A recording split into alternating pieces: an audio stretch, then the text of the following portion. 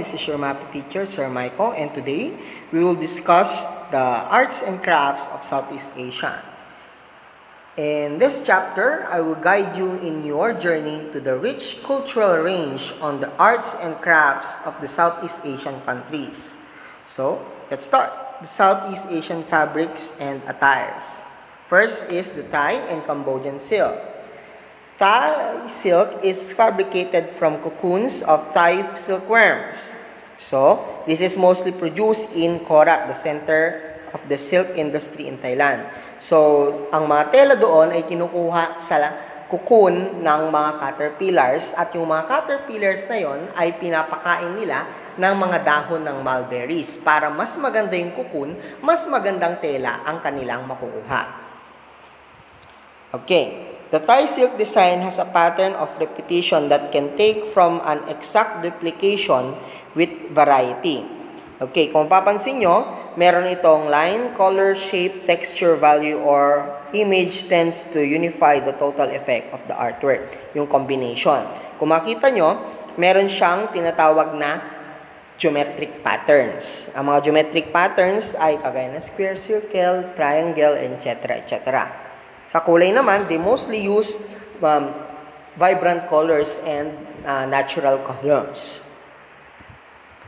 In Cambodia, as early as the 1st century, the practice of silk weaving has already been recorded. The Cambodian used natural dyes. Gumagamit daw sila ng natural dyes. Ang mga kulay na ginagamit nila ay mostly red, blue, green, and yellow.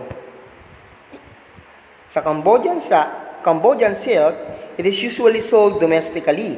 This is commonly used as their wrap skirt or tinatawag nilang sampot.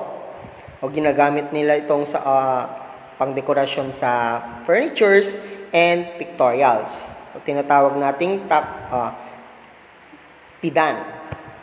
Next, the Cambodian are also known for their cotton textiles. Even to this day, they are intentionally known for importing cotton kasi magaganda ang kalidad ng cotton nila. Okay, halimbawa niyan is the krama. It is made of cotton. Kung mapapansin nyo, ginagamit ito bilang bandana, hammock, or a form of weaponry. Yan. Next, the Vietnam Golden Thread Silk. Most of Vietnam's fabric originated from Ha Dong. From centuries, Ha Dong is a popular center of sericulture o tinatawag nilang silkwork production or silk farming. Okay, so mga ginagamit nila is mga halimbawa ay Shantung Taffeta, Bengaline weave, and ebony satin. So first is the golden thread silk. O kung papansin nyo, golden thread silk, pero hindi siya actually gold talaga. Para lang siyang gold kasi yung silk na ginamit ay kinulayan na parang ginto. Okay.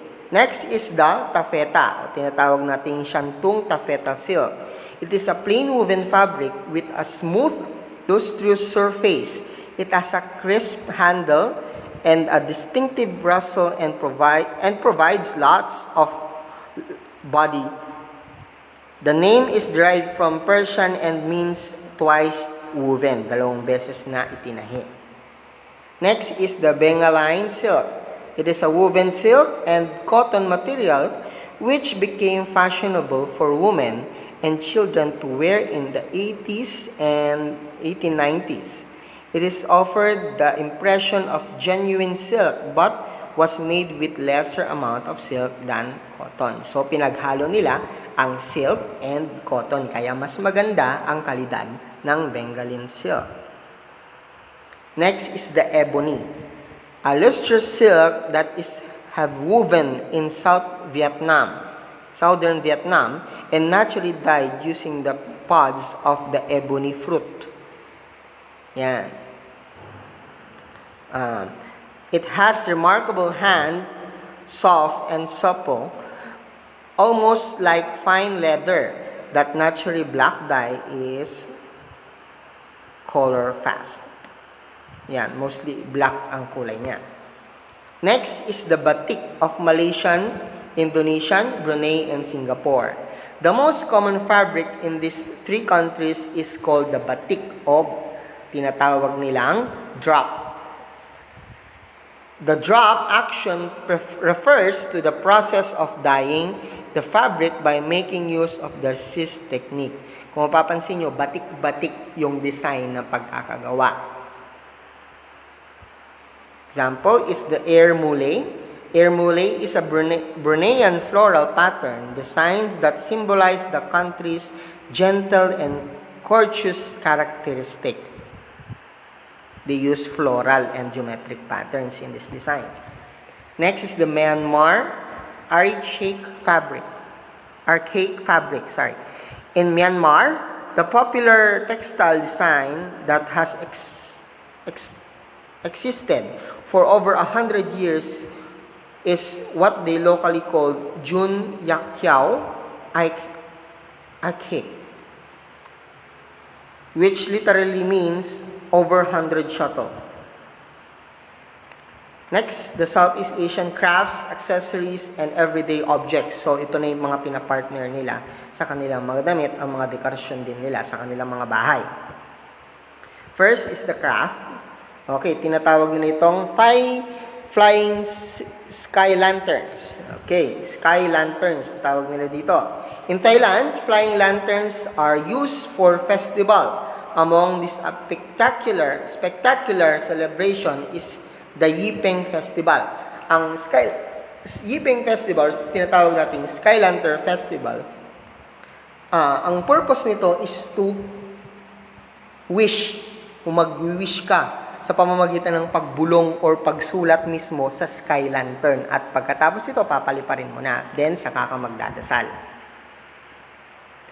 Next is the Malaysian wow kite. Wow kites are popular in Malaysia. Its wings are similar to an Arabic leather that is pronounced as the wow.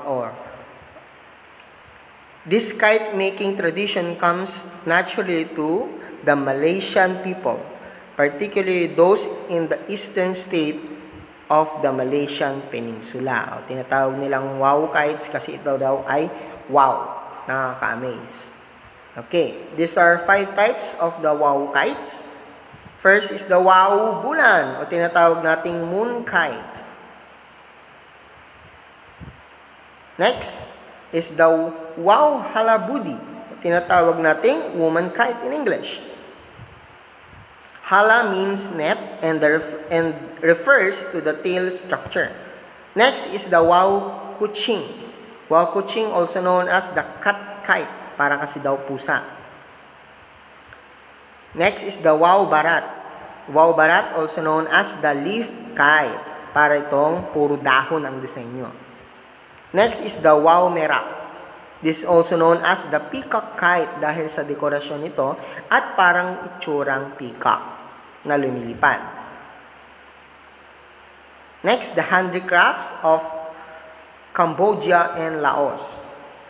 The majority of the people in Cambodia represent the indigenous group. Most of them lives in the rural areas within the country. Okay, so let's see the silk painting in Vietnam. The silk painting in Vietnam is one of the most popular form of art in their French influence.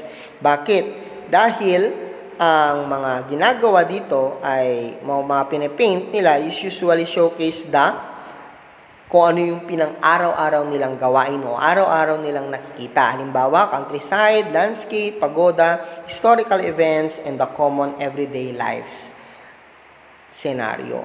Yung mga araw-araw na pangyayari. Next is the Indonesian wayang kulit o tinatawag nating shadow puppet play. Yan. Wayang in a modern Indonesian language connotes to show or to perform. Kulit means skin, a reference to the leather material that the figure are carved out of. Okay. It is also associated with the Indonesian word baying, which means shadow. Yan ang tinatawag nilang shadow puppet play o tinatawag nating wayang kulit. The wayang kulit is an Indonesian puppet shadow play And this is originated from a Japanese Hindu-Buddhist tradition where handcrafted leather puppets portray epic stories, just like Mahabharata and Ramayana story of kwento daw ito ng gods and mga kalaban nitong evil. So, yon. Next is the songkok. Ang songkok po ay yung mga tinatawag nating headwear. Ang headwear is songkok, also known as the pesi or kopya. So, ito yung mga example. The star. The star is a piece of cloth tied around the head. The songkok, kopya or pesi. Songkok, kopya or pesi is a type of cap made up of velvet. Oh, wow. Next is the tengkok or serban. The tengkok or serban looks like a turban and it is a type of headdress in the West Asia. Kadalasan nakikita natin itong suot ng mga datu o mga prinsipe ng West Asia. Okay, so itong mga headwear na to ay ginagamit sa special occasions, halimbawa, kasal, royal ceremonies, and etc. Next, the Southern Asian architecture and sculptures. Sa Cambodia tayo, for 1,000 of years, the art stone carving has flourished in Cambodia. This is also an important source of livelihood for most of them, from small statues to the magnificent carvings found in Angkor Wat. Example niyan is the Angkor Wat. Okay, yan ang isa sa pinakalumang building sa buong mundo at isa sa mga dinadayo ng mga turista. Kung napanood nyo yung Tomb Raider ni Angelina Jolie, doon sa isang templo, yun po yung loob ng Angkor Wat. At nakatala doon yung mga iba't ibang sulat o tinatawag nilang Khmer letters. Next is the Thailand traditional sculpture and the architecture. These are popular throughout the world. Their sculpture date back to 4,000 years. Wood, stone, clay, and various materials are commonly used as the material for their sculptures. The most notable of these are the Thai gold and the bronze sculpture. Ito yung mga ribulto na nakita doon sa mga sculptures ng Thailand. In Laos, kagaya rin ng Thailand, ganun din ang disenyo. Next, sa Vietnam, the Vietnamese sculptures came from the three religious traditions, Taoism, Confucianism, and Buddhism, which originated from the neighboring countries like China and India. Okay, so dito po yung mga sculptures and architectures. Wow, ang ganda.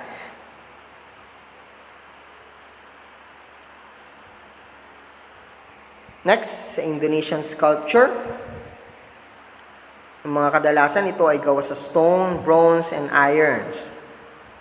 Ayan. Sa Malaysia naman, actually, parang ganun din gawa. But, relief sculpting is one of the common folk art in Malaysia.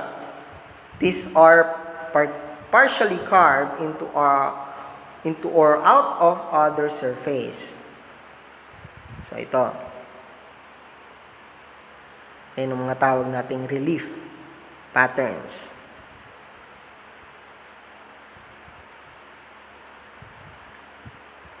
Next, mostly ginagamit ang mga carvings sa mga dekorasyon sa pader, sa headboard ng kama, and sa mga upuan.